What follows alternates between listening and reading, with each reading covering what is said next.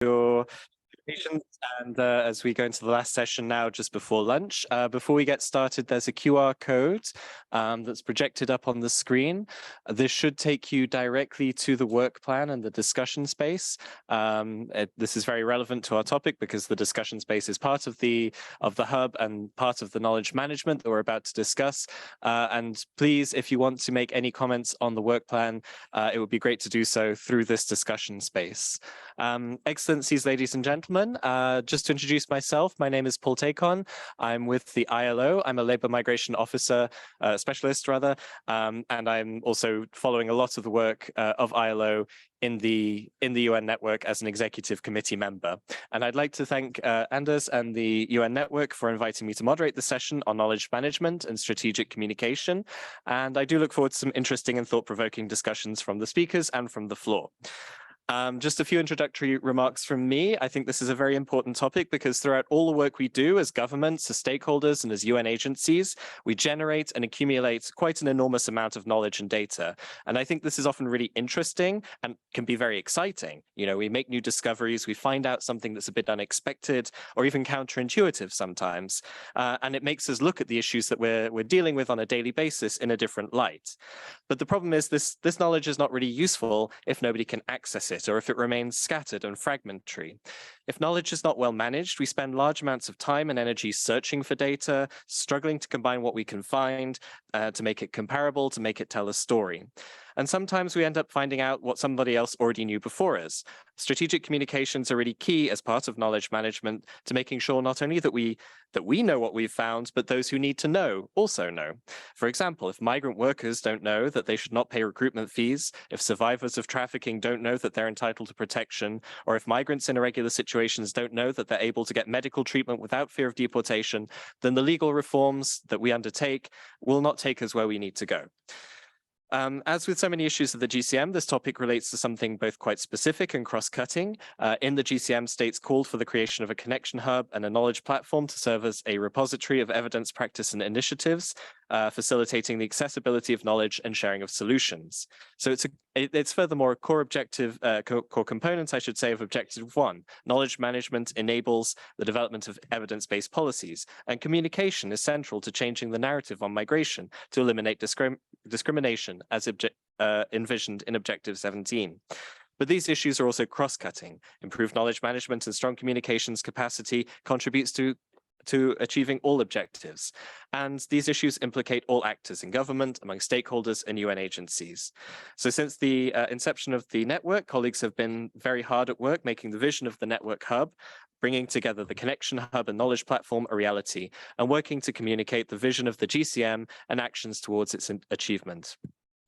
This process has no doubt been challenging. The quantity of information being produced on migration grows exponentially on what feels like a daily basis. I'm sure we've all felt that. Knowledge is stored and disseminated in different formats to different audiences who may not talk to each other. And even with the network's combined power, sometimes I think we struggle to be heard. But the potential for strengthened knowledge management and strategic communication remains great to help us work more effectively and communicate our message more clearly to those who need to hear it.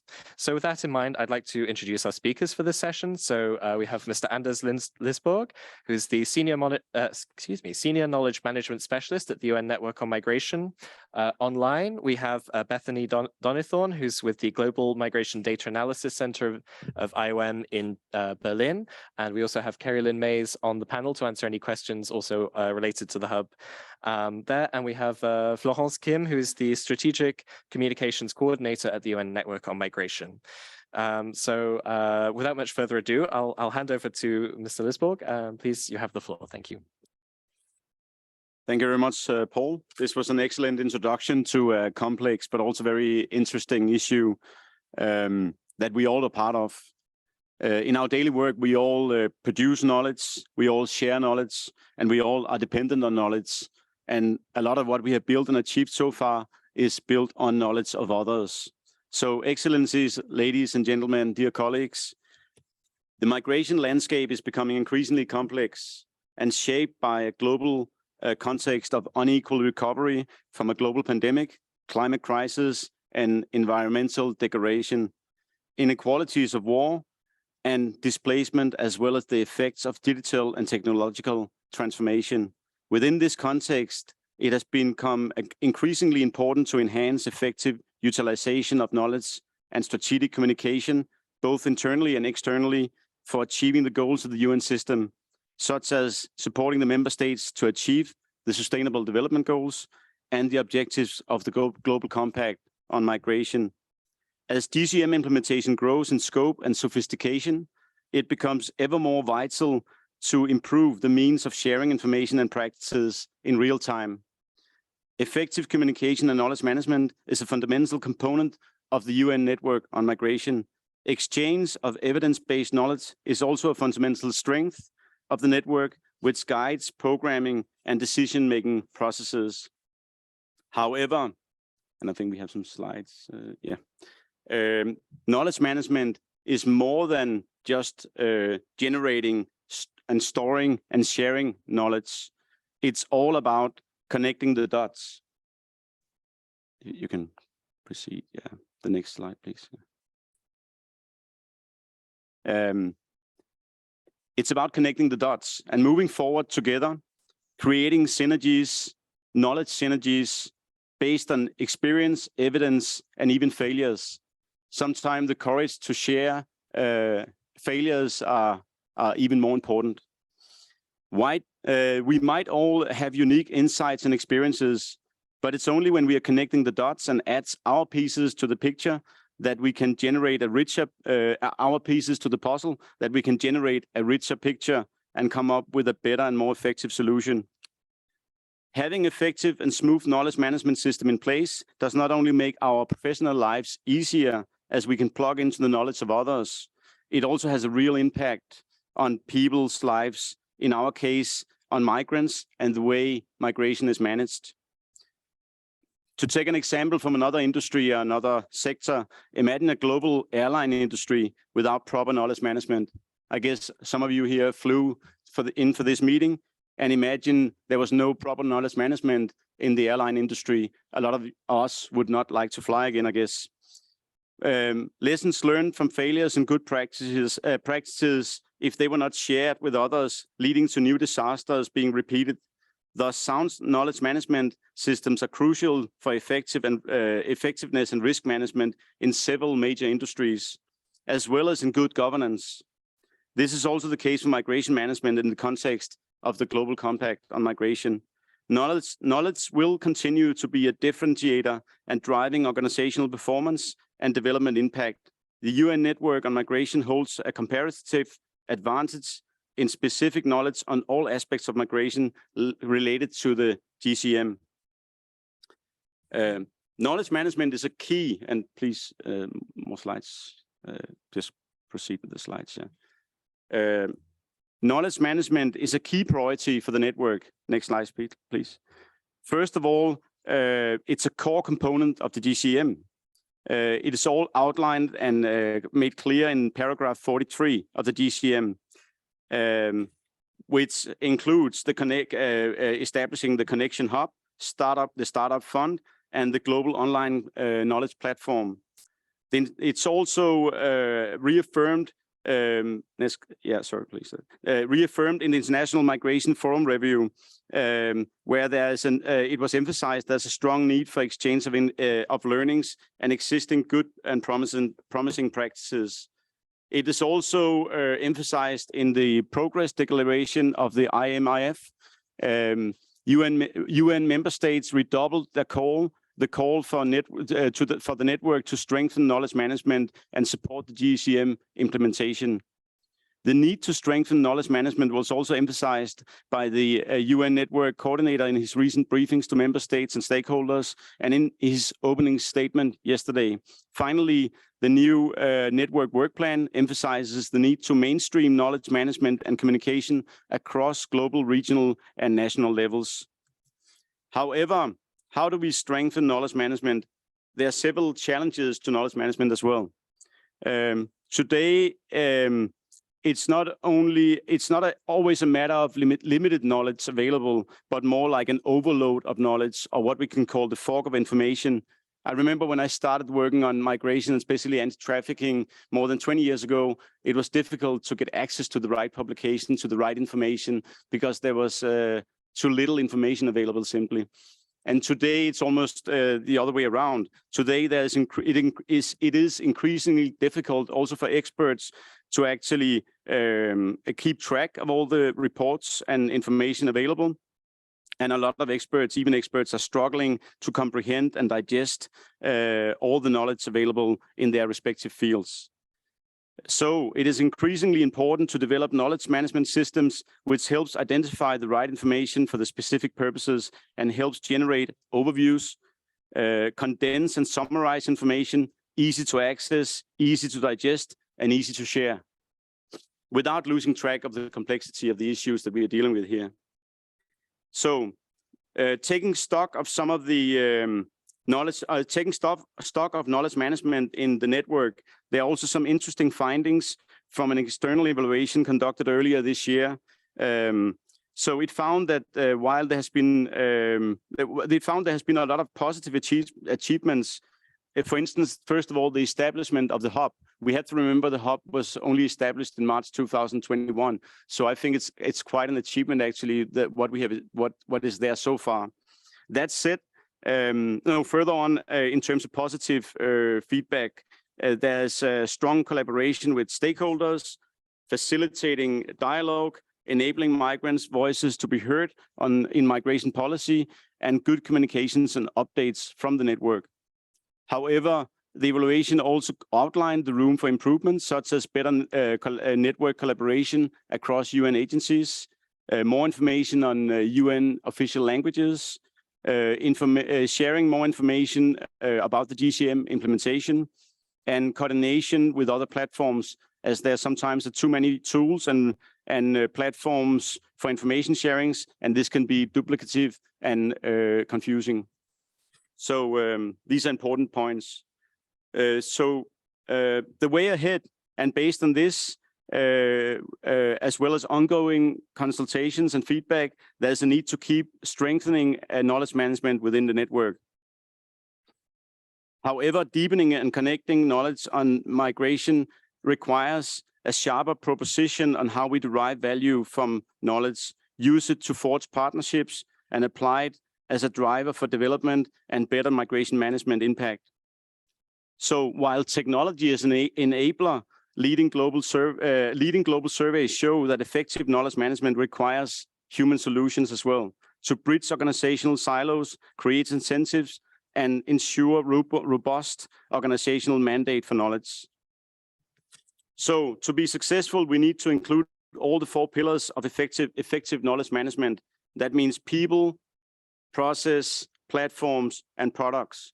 I'm not going into the details of this because of time limitations, but it's important to say that it's not just about the technology, it's not just about the hub and just about the platform. It's also about developing a culture and having processes in place to share knowledge in an effective way. So I'll end up with saying a key thing is like knowledge management is everyone's responsibility. The network secretariat will be prioritizing all of this. However, knowledge management to be effective, we need your support as well. We need your support in being proactive, contributing to the hub, using the hub, sharing and uploading good practices and lessons learned, promoting the hub and encouraging others to share useful information, supporting the hub and knowledge management throughout the network through financial and technical contributions. However, finally, and most importantly, I think it's the last slide, please. We need to know how we better can support you in your efforts to implement the GCM. Therefore, I'm looking forward to your feedback and the discussion and your ideas and advice on how we can strengthen knowledge management within the network. Thank you.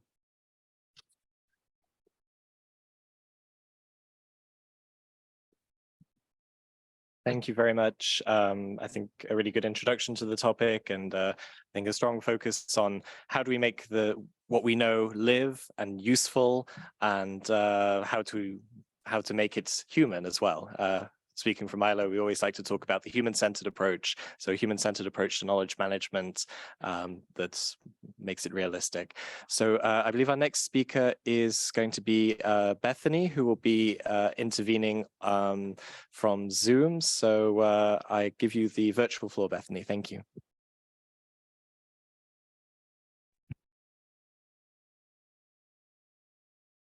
Thank you very much, Paul. Excellencies, colleagues, I'm very pleased to be here today to be able to join you to report on the progress of the Migration Network Hub with our motto, knowledge for all, impact for all. I'm also really looking forward to hearing from participants in the room and online on the support we can continue to provide with the Hub in order to amplify and strengthen the work of the network.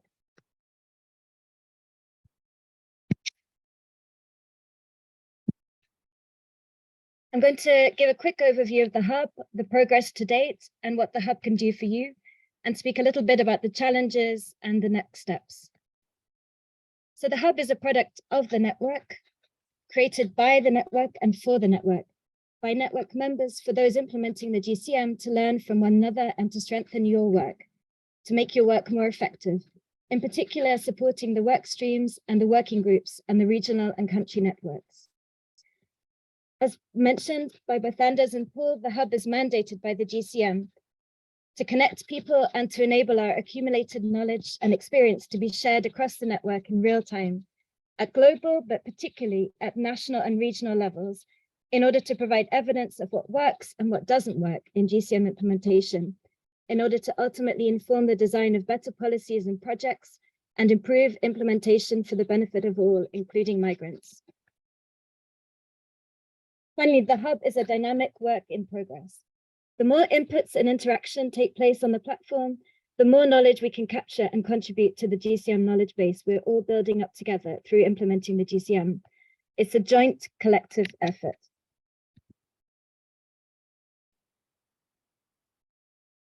So what has the Hub achieved so far, and how can it help you? The Hub, as mentioned, was launched in March last year. It's been very active and it's still growing. It's received, reviewed, and now provides access to a wealth of resources and links to other platforms organized by GCM objective and guiding principle. The Hub is available in 3 languages, English, French, and Spanish, and it's an essential reference point for anyone seeking information on any of the GCM objectives and guiding principles, or for those wanting to share their knowledge and connect with others working on similar initiatives worldwide. The Hub is quality controlled. All the content that you see on the Hub has been checked for relevance to the GCM and quality by the Hub's expert review group, now totaling 128 experts based in 54 countries worldwide. And finally, to benefit from the Hub, you can participate using one of the 6 main features. For example, the discussion spaces. All stakeholders, member states, and others with an interest in the GCM are invited to participate in the public online discussions where you can share your knowledge and learn from others. For example, at the IMRF in May, we saw large numbers of participants in the discussions, 400 in one case. And as Paul mentioned, there's currently an open discussion space where you can share your feedback on the draft network work plan and where you can read publicly the comments of other stakeholders and member states on the work plan. So we invite you to visit the Hub and post your comments there and read the comments received so far. One of the most concrete examples of how the Hub can support you is the new repository of practices. This was launched in Migration Week in February this year, and it continues to receive submissions directly from those implementing the practices on the ground, as well as high numbers of visitors reading and reviewing the practices. This is a great example of the value of the Hub's expert review group, who read each practice individually and provide feedback and requests for further information before they're published, in order to ensure that the information is provided, the useful details, lessons learned, and recommendations for anyone looking to replicate these practices are all included in the profiles. So here you can see the examples of the summaries of the practices we provide. So the titles, the implementation dates to show that they're currently being implemented since the adoption of the GCM, a short description and the main lead organizations who submitted these descriptions, as well as the relevant GCM objectives for each practice. And when you click on the hub, you can read the full profile, including the details, the lessons learned, what's made the practice effective or not, and the changes that have been made and the recommendations for others implementing something similar. As you can see, so far since the launch, we've published 212 practices. Not all are published. If not enough information is there, we go back to the original submitters and support them to provide a full details of the practice. You can see the types of lead organizations that have submitted practices. Most of the practices are national, but there are some regional and global. And we're also looking to address the regional disparities in the numbers of practices submitted. So we encourage you to reach out to your partners and others implementing GCM related practices and submit them to the hub. As you can see here, there's also a disparity in terms of the practices under the different GCM objectives, which again, we're looking to address.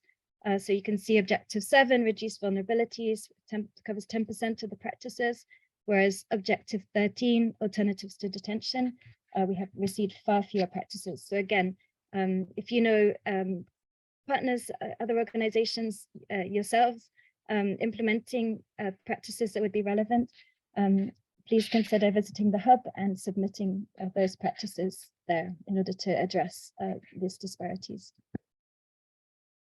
So finally, the challenges and next steps we see for the hub. As you've seen, it's enjoyed very strong growth in terms of users and visitors over the past 18 months, as well as the amount of resources and content that's been mapped, reviewed, and published. However, the challenge now for all of us as a network is to deepen and strengthen the content available on the hub and its user base in order to ensure it is both comprehensive and inclusive across all the network's stakeholder groups and topics of focus. I'm very much looking forward to this discussion later to hear suggestions and feedback from the room and online for how we can take this forward as a network together. In particular, we're looking to hear how the hub can support all actors in their efforts to implement the GCM. And I've included here some food for thought and some questions to guide the discussion. And Carrie Lynn is also in the room and can respond to the questions. Thank you very much indeed. Back to you in the room. Over.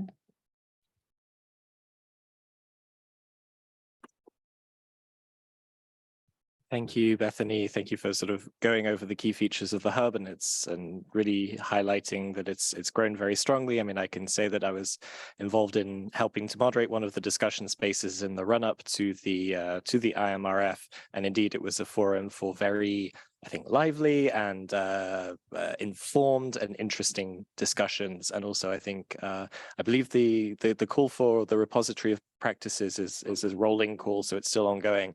That's a really good opportunity for any good practices to be highlighted, to really be seen by a wider audience. So I do encourage participants to sort of look at this, look at how we can move this, make use of this platform. So thank you very much, Bethany. So I'll now hand over to Florence, who I believe will be speaking in French, strengthening the multilingual nature of our meeting. Thank you. Merci, Paul. Effectivement, ça va être en français. Distingués invités et chers collègues, au vu du temps qui nous est imparti, je vais vous épargner un discours sur la communication stratégique et sur le plaidoyer en général.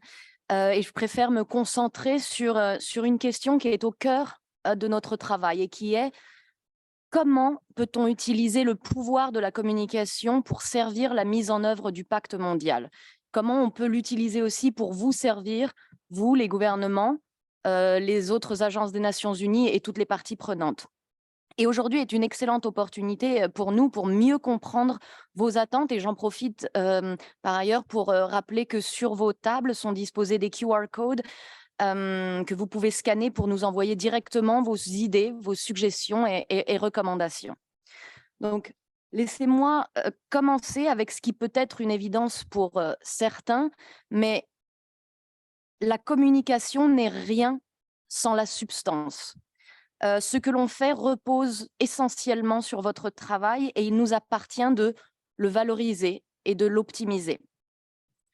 Mais il est aussi important de rappeler que la communication, ce n'est pas qu'une question de dissémination d'informations publiques, une question de visibilité ou simplement de publication de déclarations officielles.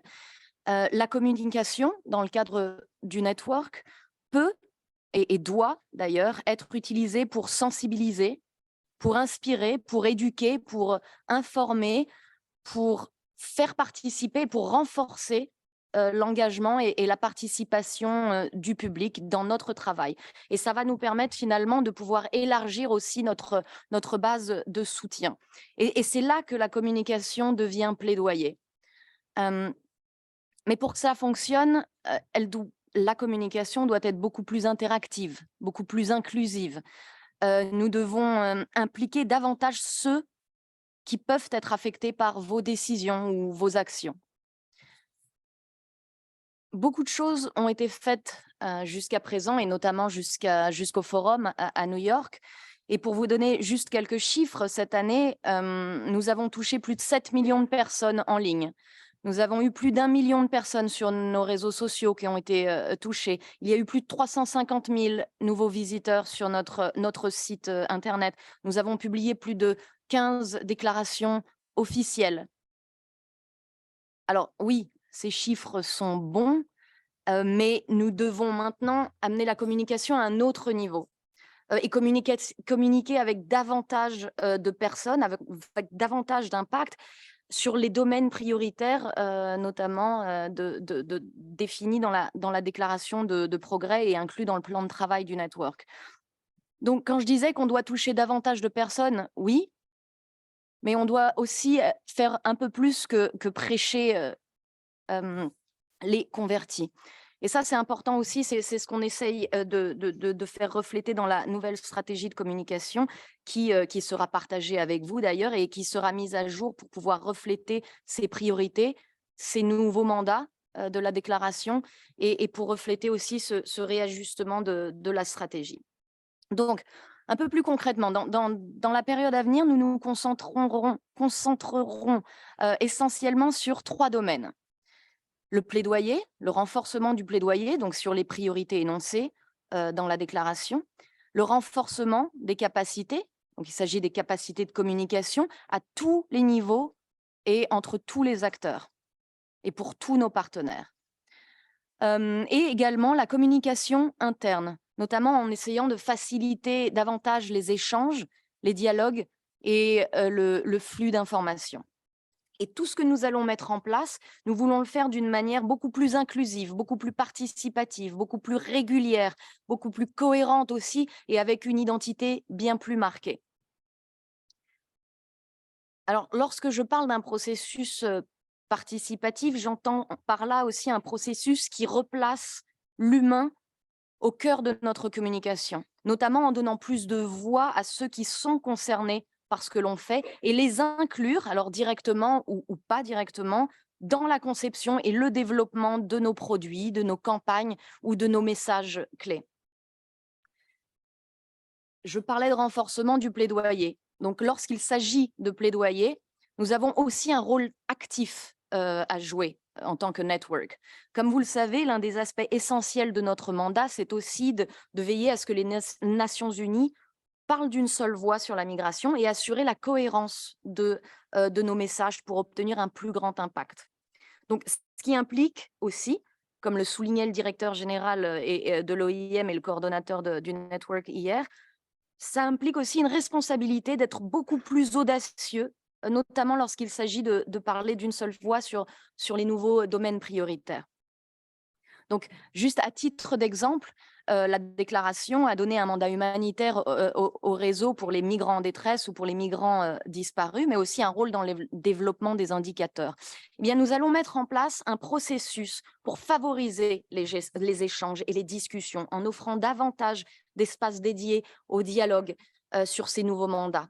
Alors, ces espaces de dialogue, ça ne va pas être simplement entre les usual suspects, ça va être avec tous nos partenaires, avec toutes les parties prenantes, à tous les niveaux et notamment en amont des examens régionaux et du rapport du secrétaire général. Nous allons par ailleurs continuer la série de dialogues que nous avions entamé quelques mois avant le forum de mai et qui a permis de réunir, somme toute, plus de 5000 participants et d'alimenter aussi le contenu, donc dans la substance et d'alimenter la déclaration. Donc, j'ai bientôt fini, mais concrètement, comme prochaines étapes, nous allons développer des messages clés sur les domaines prioritaires qui ont été identifiés dans le plan de travail du network, établir des canaux beaucoup plus clairs et réguliers pour la diffusion de l'information, pour l'échange d'informations et développer des outils communs de communication. Nous allons également continuer de récolter et de promouvoir des bonnes pratiques de mise en œuvre du pacte, mais aussi les promesses, les pledges, pour continuer d'inspirer les acteurs de la migration. Et puis enfin, nous allons essayer et tâcher de le faire davantage que nous l'avons fait jusqu'à présent, de nous engager sur le terrain et travailler à tous les niveaux pour renforcer la capacité de communication, l'échange d'informations et vous donner aussi les outils dont vous avez besoin pour mieux communiquer. Donc pour conclure, la communication stratégique dans le cadre du network prendra véritablement de l'ampleur lorsque nous amènerons le public à s'intéresser, à agir, à soutenir et encore plus important, à participer à notre travail. En tout cas, c'est certainement l'une des façons les plus efficaces pour donner et redonner vie au pacte mondial et démontrer aussi son utilité au quotidien sur la vie des migrants et des communautés. Je vous remercie.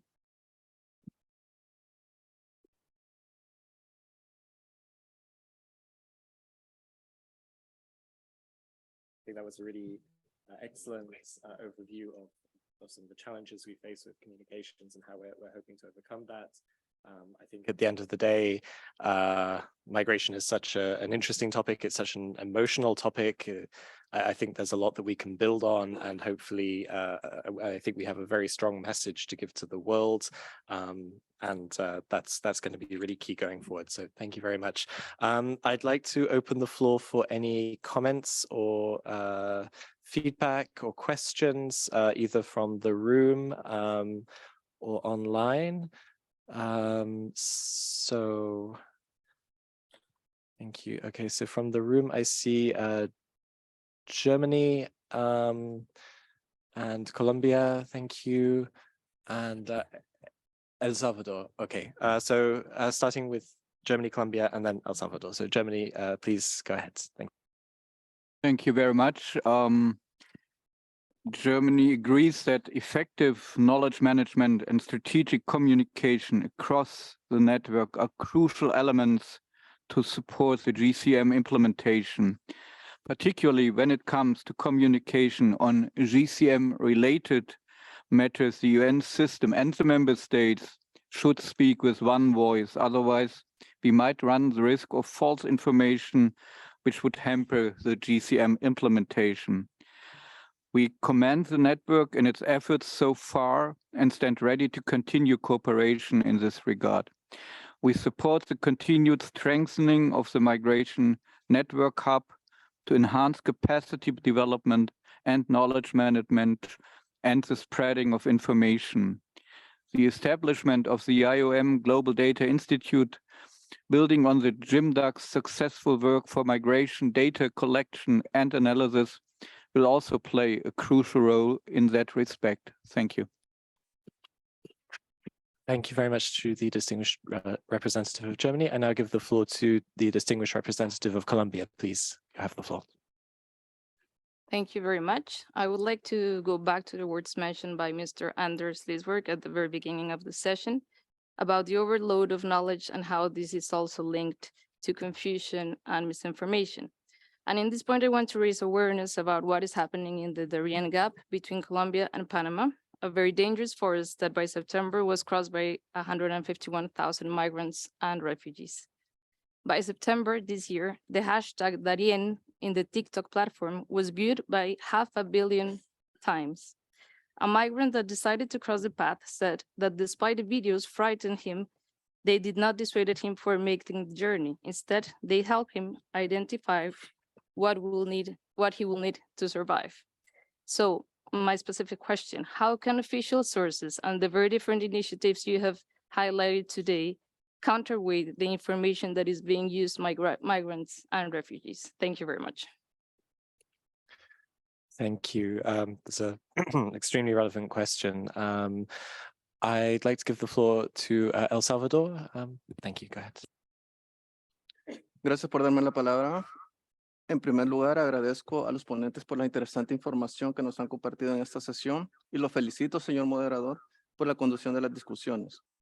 El Salvador apuesta por seguir trabajando con un enfoque dinámico de la movilidad humana para garantizar el respeto a los derechos humanos de la población migrante en todos los niveles y agradece las acciones de apoyo, trabajo conjunto y financiamiento que la OIM ha brindado ante la cambiante dinámica de la migración.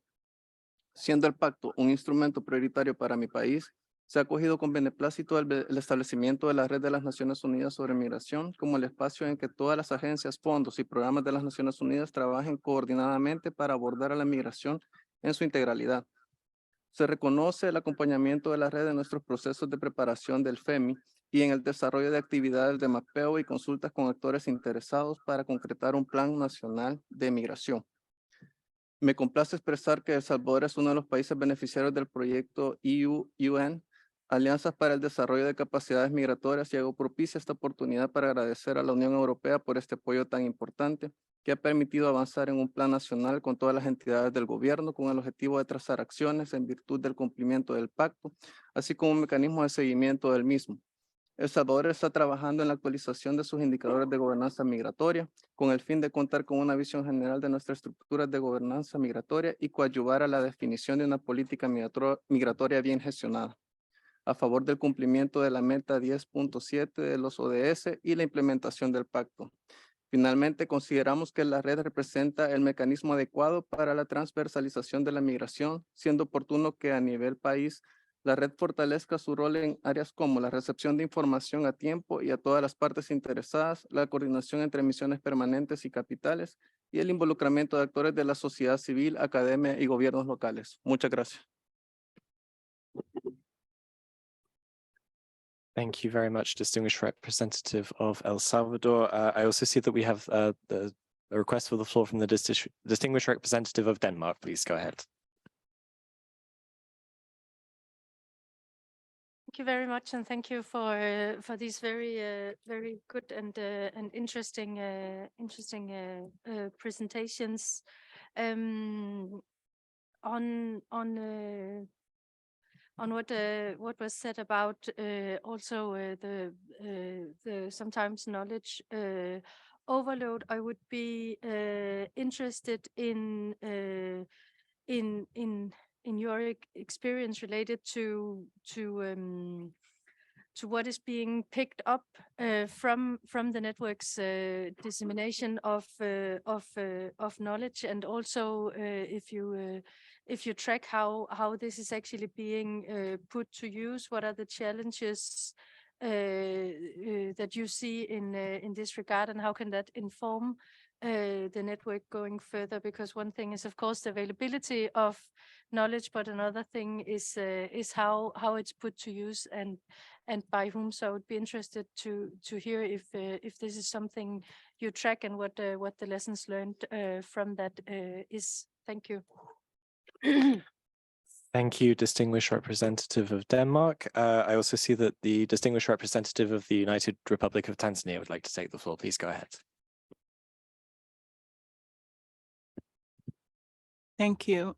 Thank you, the panelists, and a very interesting discussion on the knowledge management and the hubs.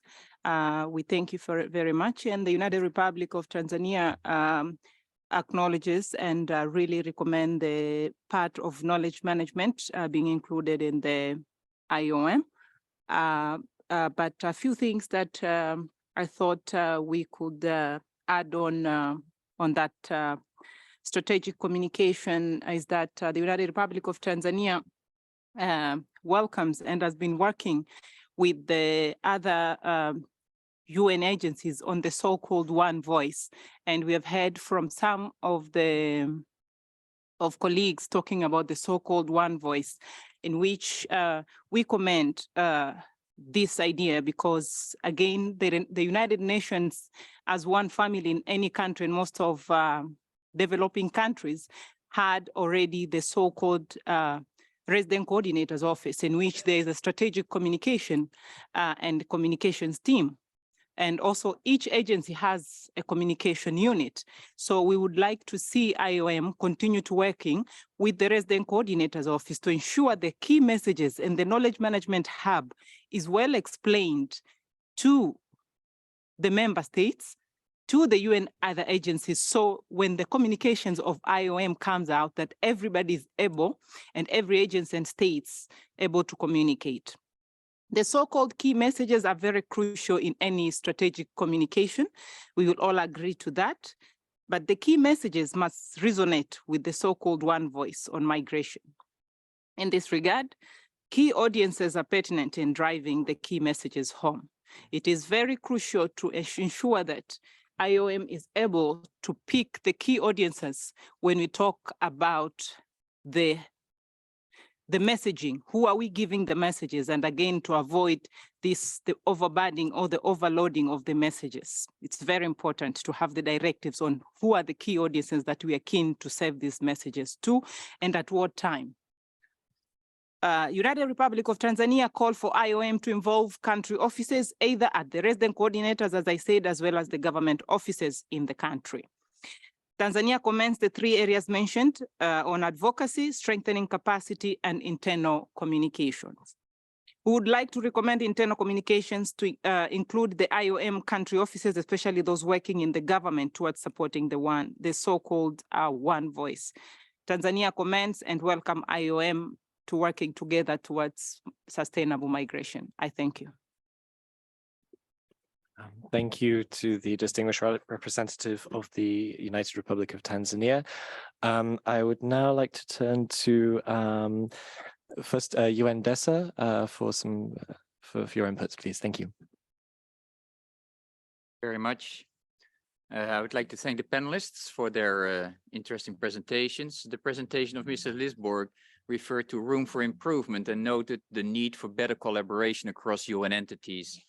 My main point is that this is a two-way street. Let me explain. Clearly, it is useful to bring together knowledge on GCM implementation into one place. And indeed, that is what the GCM is calling for. Also, the hub is clearly building on the GFMD platform for partnerships and taking it to the next level. And I would like to commend the network for the progress made in this regard. At the same time, there is a risk of overlap and duplication. Let us not forget that the network is a conglomeration of UN entities who, depending on their specific migration mandates and expertise, have their own knowledge management. And let me just reiterate what is mentioned in paragraph 45 of the GCM, which welcomes the decision to establish a United Nations network on migration, noting that, and I quote, the network will fully draw from the technical expertise and experience of relevant entities within the United Nations system, unquote. So perhaps the network hub could not only collect information on GCM implementation, but also highlight the technical expertise of each of its members and help visitors to navigate to the right expert entity when it comes to highly specialized knowledge. This could help the network hub also in dealing with the information overload. Thank you. Thank you very much to the distinguished representative of DESA. I think indeed this was something when we initially discussed this session, we were talking about also because there are many knowledge hubs on many topics, including, for example, within ILO, we have our Fair Recruitment Hub, and how do we, what should be the model of this knowledge hub to connect different hubs? Maybe we're talking about the no wrong window approach, or the cloud kind of approach to a knowledge hub. So I think there's some further discussion there. Thank you. I saw that we had a comment from Imumi. So please, I'd like to give you the floor, please. Muchas gracias. Bueno, me presento.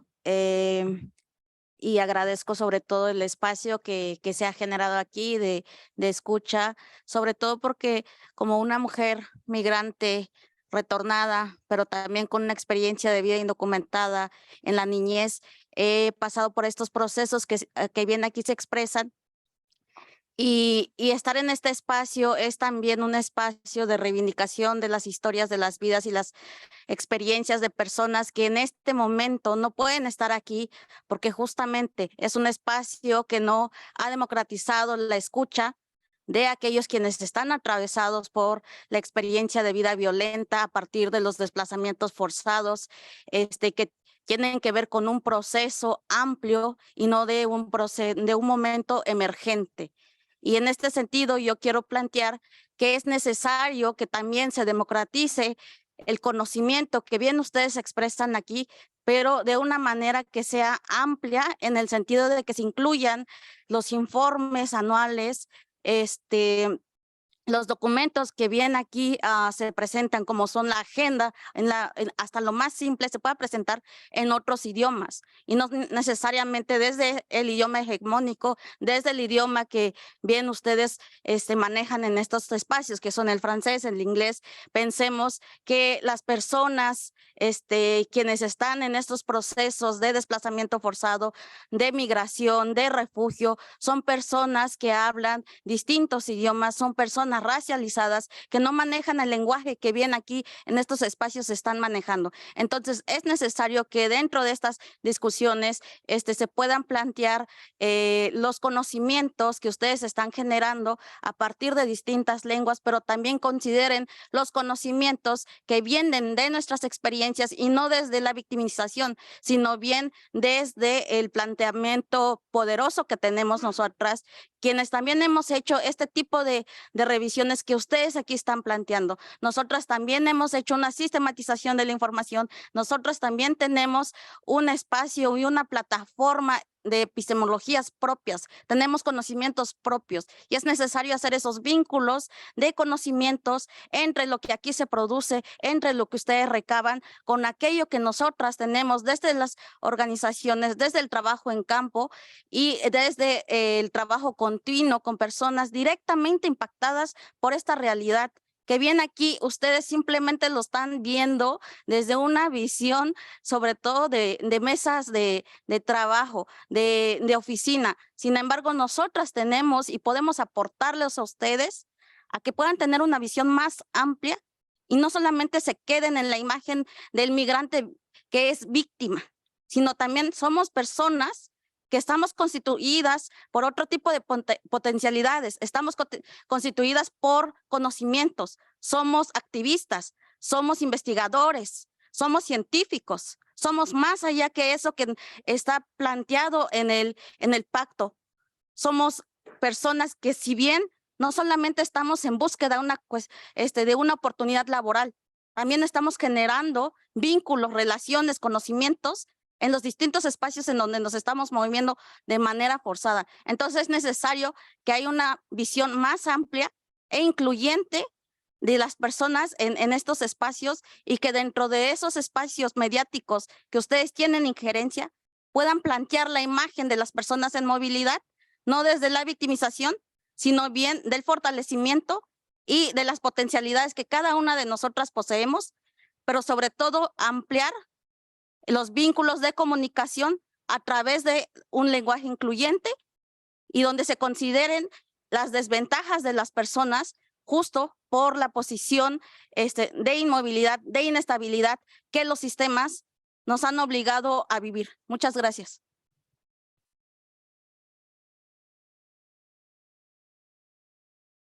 Thank you. I think extremely relevant points about the need to democratize knowledge. You're talking about making this knowledge live. It needs to live for migrants as well. I believe the next speaker we have is from the International Federation of Building and Woodworkers. Please go ahead.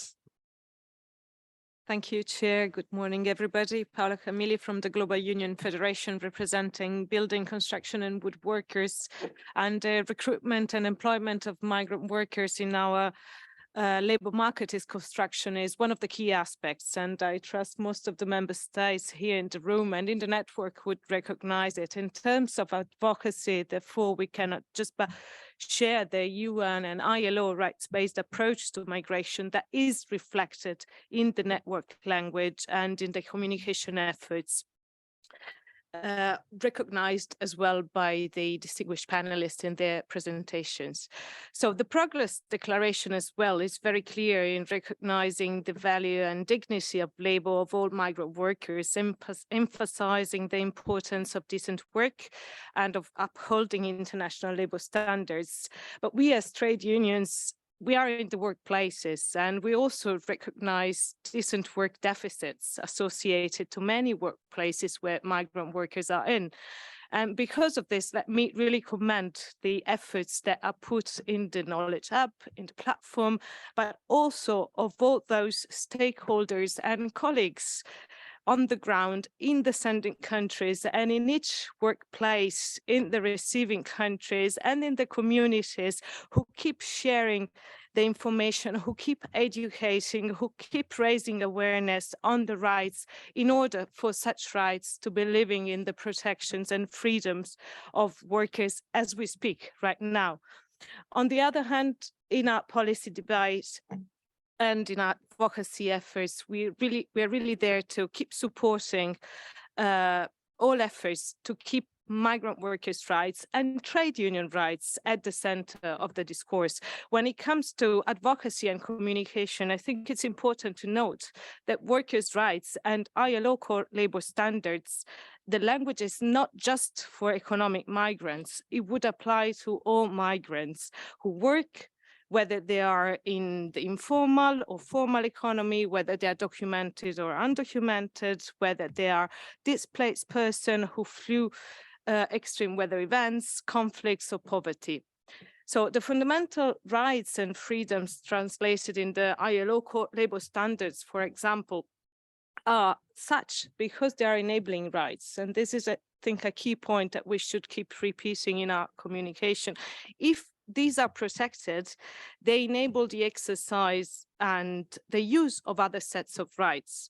Take the right, for example, of freedom of association, encouraging migrants to exercise the freedom of association, or even removing barriers to organizing, enables them to have a positive impact in the communities and in the countries in which they reside.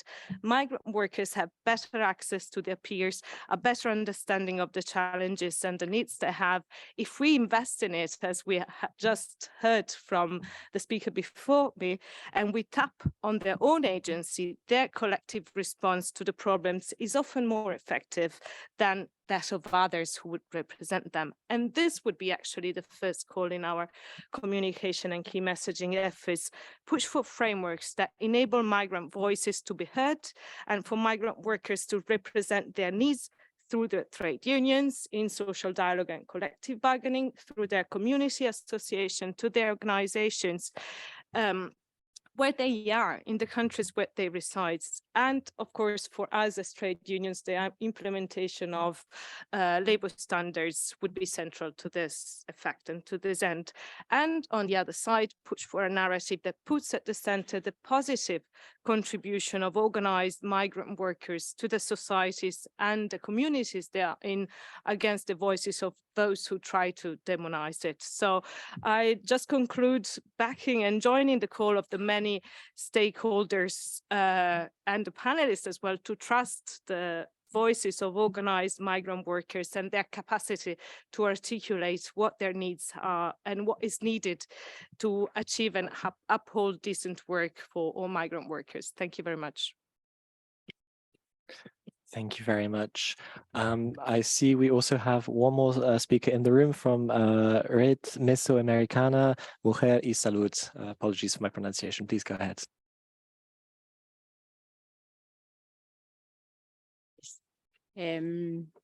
Bueno, antes que nada, bueno, quería felicitar a las y los ponentes, sobre todo por este cambio de las narrativas.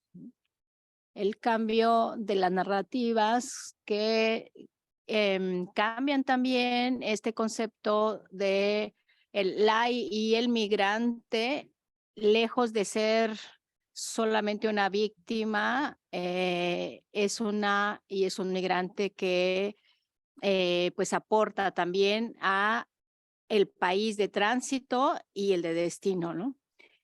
Entonces, aquí quisiera hacer algunas referencias, por ejemplo, respecto a los principios rectores, el enfoque y la perspectiva de la sociedad civil es fundamental para hacer un impacto real, ya que somos parte del engranaje que son los derechos.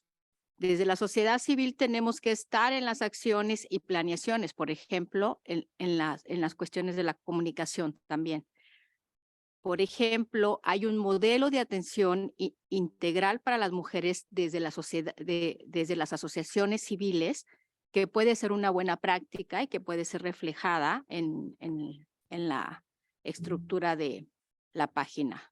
Y como un insumo también para la red y para un ejercicio de las y los gobiernos, perdón. Esta práctica, este modelo que es interseccional, intercultural, también está pues enfocado a las y los migrantes que vienen desde una situación de vulnerabilidad en sus países de origen, porque recordemos que las y los migrantes son y somos el reflejo de nuestros países.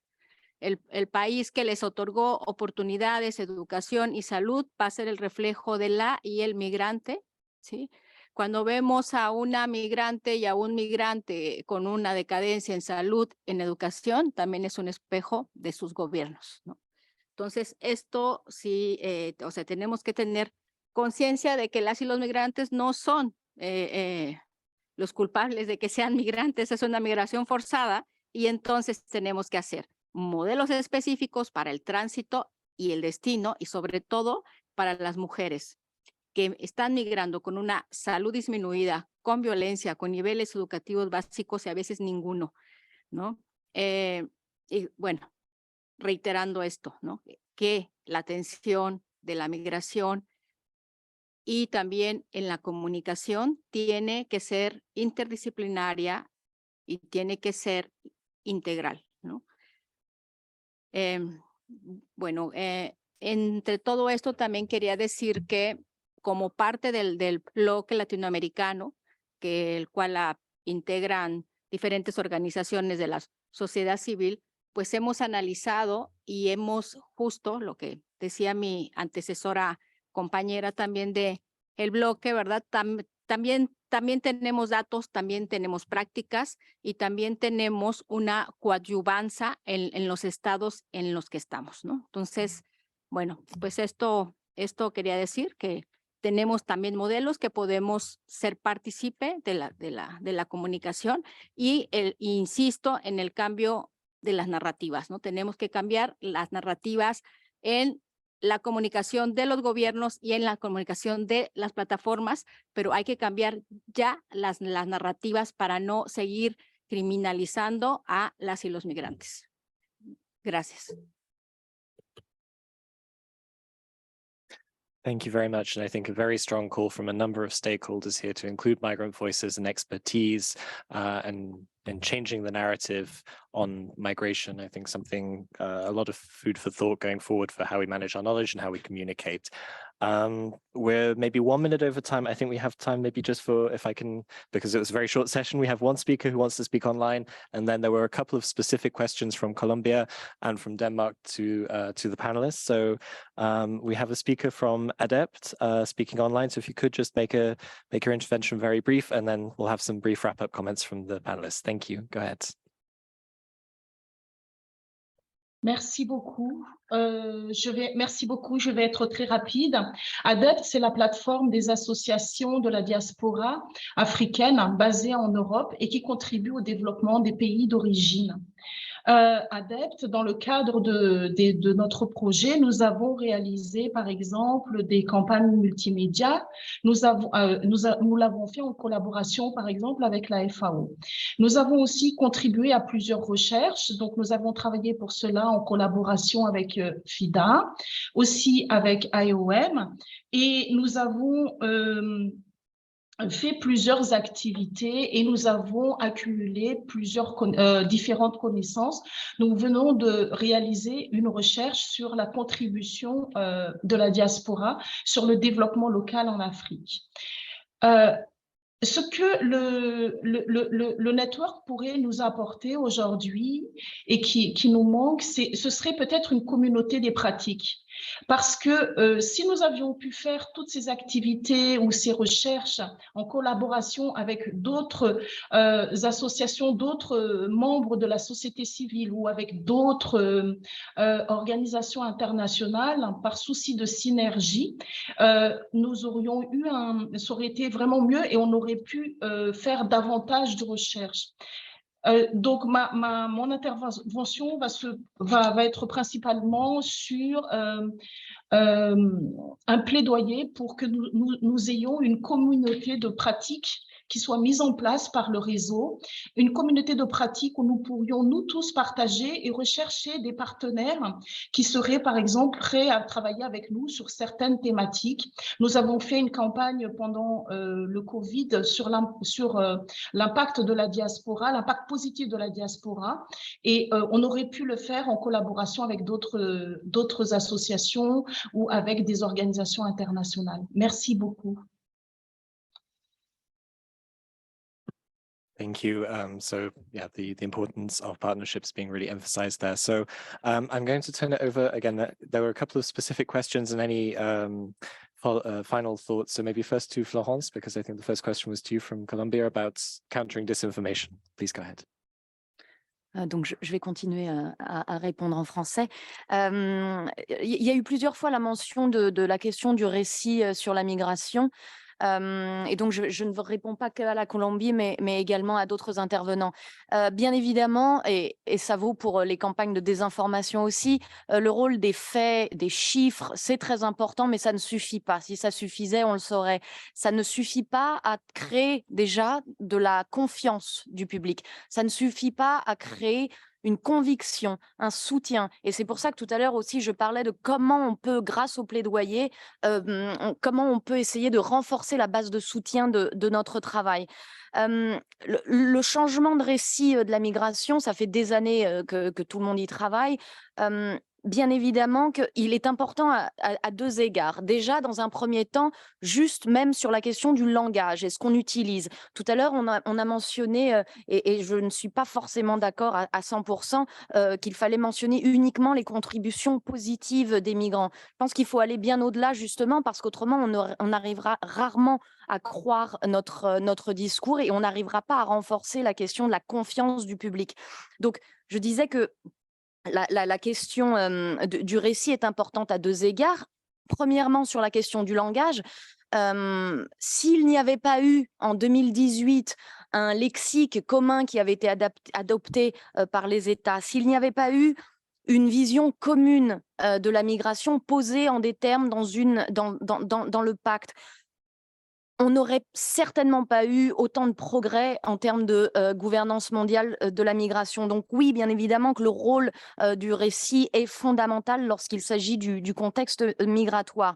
Et le récit, il va nous permettre surtout de pouvoir forger une compréhension et une façon de voir la réalité. Donc oui, le changer maintenant, ou l'adapter, du moins au contexte. Ça, c'est très important aussi. On ne peut pas arriver avec un récit qui soit absolument détaché du contexte local. Maintenant, donc, je parlais tout à l'heure aussi de la communication qui n'est rien sans la substance. Elle n'est rien non plus sans les faits, sans les preuves, mais pour recréer aussi cette confiance du public, on doit recréer une sorte d'émotion ou d'expérience un peu plus émouvante ou émotionnelle, pour faire un anglicisme affreux. Ça va nous permettre aussi de recréer du lien. Nous avons perdu ce lien. On doit recréer ce lien, en tout cas pour ceux qui veulent aussi comprendre ce que l'on fait et soutenir notre travail. Donc, juste pour finir, les histoires, les expériences, les témoignages de personnes, il en faut, on en a besoin. C'est aussi un transfert de connaissances. C'est lié aussi à ce que l'on fait au sein du network dans le knowledge management.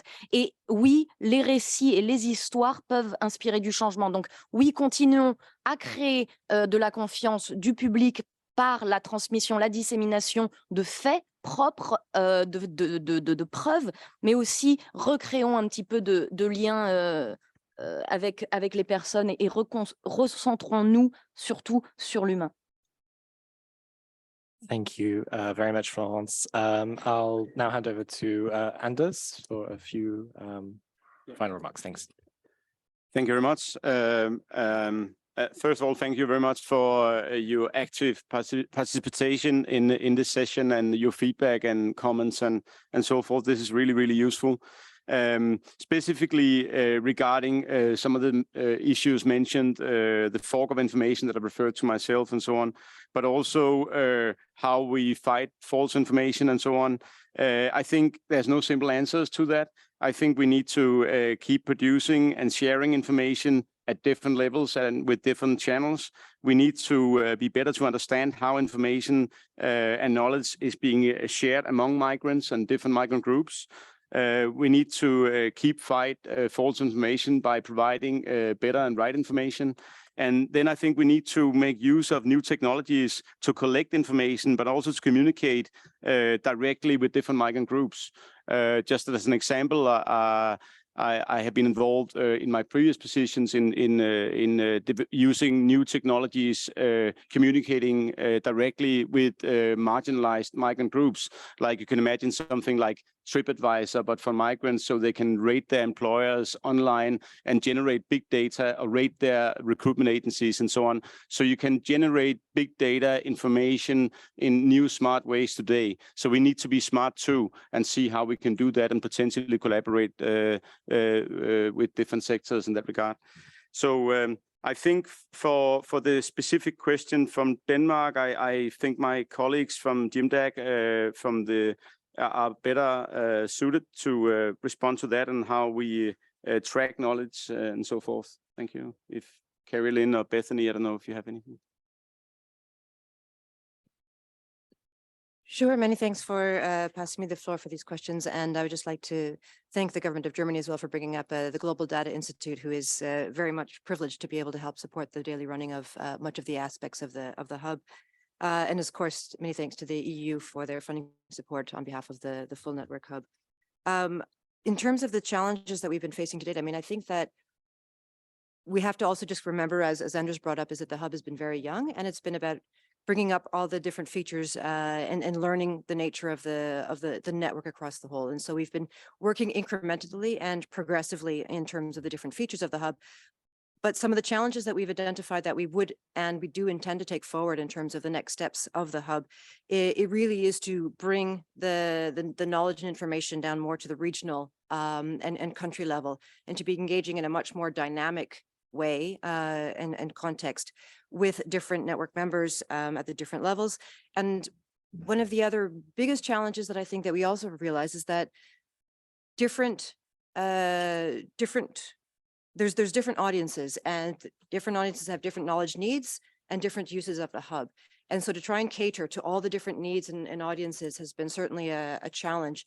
And so that's why we would really like to emphasize that feedback and interaction with the hub is absolutely critical, to be able to share what are the specific needs you have from the hub, and how you would like to be able to, what would you like to be able to get from the hub when you're coming on. And in that vein, we've actually installed a feedback button onto the hub so that you're able to give the sort of experience that you've had on the hub and what it is that you would like to see better, so that as we go forward and hearing from the different audiences, whether it's member states, whether it's UN partners, whether or not it's grassroots or local level implementers, we're then able to better curate and digest the sort of information that might be helpful for you, and to be able to bring that out and more alive. And I really appreciated the point that was brought up earlier about activating knowledge. And that's really what we want to be doing in the next step forward, is that it's one thing to have the knowledge that's available in the hub, but it is about, as Anders was saying, connecting the dots now between the network products that exist, the network experiences, and all the different sort of activities across the network and all the different agencies. And so that's what we'll be aiming to look forward. And the translation point, I think, is absolutely critical. That has definitely been a challenge that we've been trying to overcome with. And it's been a little bit ad hoc at the moment, simply because we have some resources that we have to be able to use. But in the meantime, one of the things that we'll be aiming to go forward is just to be, as we activate the hub, is to be finding the different channels in which we can bring some of the knowledge that is relevant to one region different practices alive to the different partners. And in that way, I also very much invite anyone who's interested and keen to register onto the hub and join as a peer reviewer, join as a migration expert for the roster, and also just to also perhaps even help in terms of help us be able to channel this information out in different languages, and to engage with us and able to do so and create perhaps webinars or different activities in which we can then take the knowledge that's not yet translated and translate it onwards. But that is definitely something that we aim to improve upon. And I think as well with new technologies, these sort of things will also start to be better facilitated as well. And I know that we're completely out of time, so I'll just leave it there. Thank you, and thank you for your indulgence. I've been keeping you from lunch, but I think the discussion showed that this is not just a technical topic, but one of actual critical importance for the success of the network's work, for the implementation of the GCM. So thank you to the panelists here in the room and to Bethany online, and thank you also for your active engagement. It's time for lunch. The session will resume at 3 p.m. There will be coffee outside the room from 2:45, so 2:45. There'll be some coffee and hopefully a chance to network and have some important discussions. Thank you very much for your engagement, and bon appétit. Thank you.